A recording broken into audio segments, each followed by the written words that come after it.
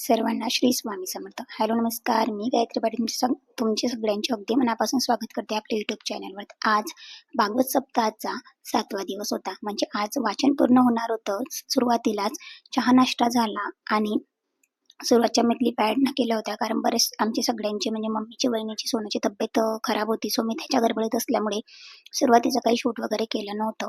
आधी ब्रेकफास्ट वगैरे झाला, लगेचच बाळकृष्णाच्या मध्ये अभिषेक झाला आणि आजचं वाचन जे काही होतं ते 12 वाजेपर्यंत पूर्ण करणार होते. कारण उद्या समाप्तीचा दिवस आहे. उद्या परमपूज्य गुरुमाऊलींचं आगमन होणार होतं आणि ज्या काही इतर सेवा आहेत त्या 8व्या दिवशी बाकीच्या सेवा होणार होत्या. 7व्या दिवसापर्यंतचं वाचन आज पूर्ण होणार होतं. तर आज तुम्ही ब्लॉगमध्ये पुढे कंटिन्यू बघत राहा.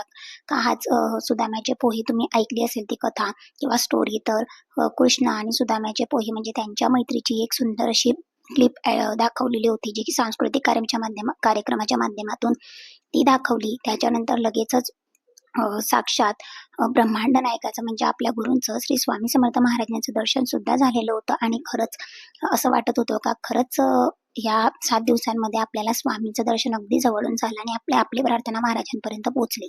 ते सुद्धा तुम्हाला ब्लॉगमध्ये पुढे दिसेल. असं ब्लॉग तुम्ही कंटिन्यू बघत राहा. दुपारी जेवण वगैरे करून आलो आणि इथे छान असं मम्मीचे फोटो वगैरे काढले. कारण स्टेजवर आता दुपारी पाया वगैरे नमस्कार पडू शकतो किंवा वर सुद्धा चढू शकतो, कारण दुपारी कोणी नसतं आणि सगळ्यांना तितका वेळ दिलेला असतो का तुम्ही आता छान पद्धतीने नमस्कार करा, कारण पुन्हा सगळे लोक आले ना का घाई गडबड नको. आणि आता ब्लॉग तुम्ही कंटिन्यू बघत राहा. ब्लॉग कसा वाटला नक्की कमेंट्स करून सांगा.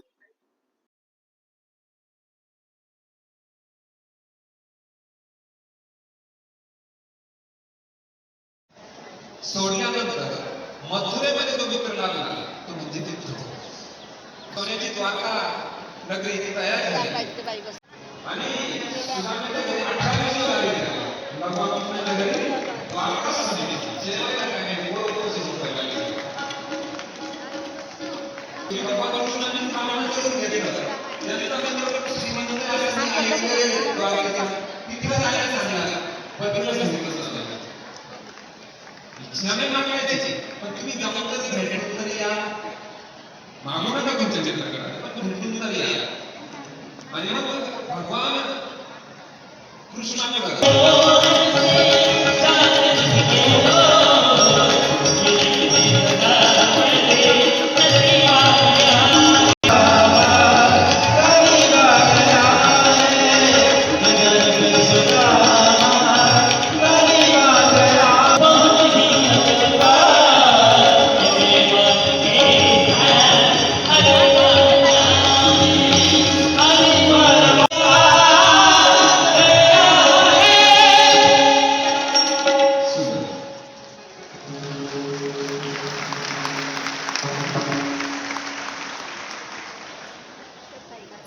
द्वारकाधीश भगवान कृष्ण ज्यावेळेस द्वारपालाने सांगितलं कोणी नसून बालपणीचा मित्र भगवान कृष्णाचा मित्र सुदामा आहे. रुक्मिणी माता आदरणीय दादासाहेबांचा आगमन या ठिकाणी झालंय. सर्वांनी हात अशा पद्धतीने कृष्ण सुदामा भेट झाली. ब्रह्मा विष्णू महेशांचा जन्म झाला. सगळे झालं का? स्वामी महाराज द्वारकेला गेले.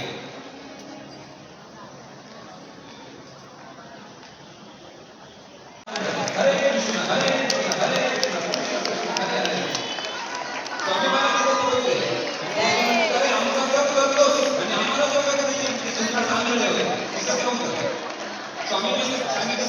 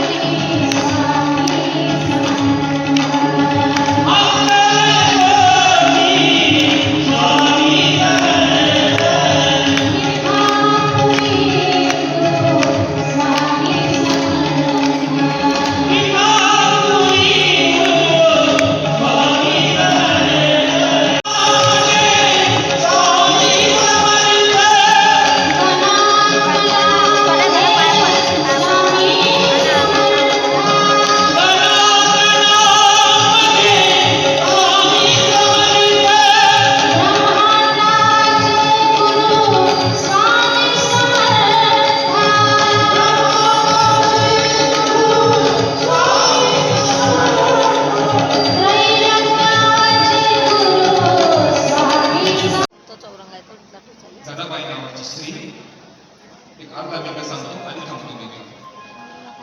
एक स्त्री, माझ्याकडून काही चुकलं असेल आपल्या सर्वांची माफी मागतो. आदरणीय दादा, आदरणीय परमपूज्य गुरुमामी, सर्व गुरु परंपरा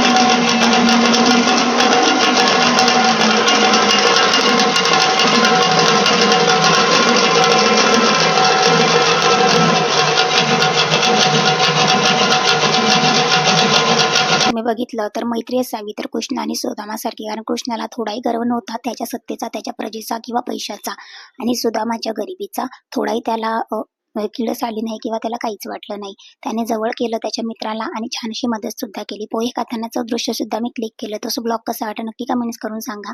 ब्लॉग आवडला का ते सुद्धा सांगा.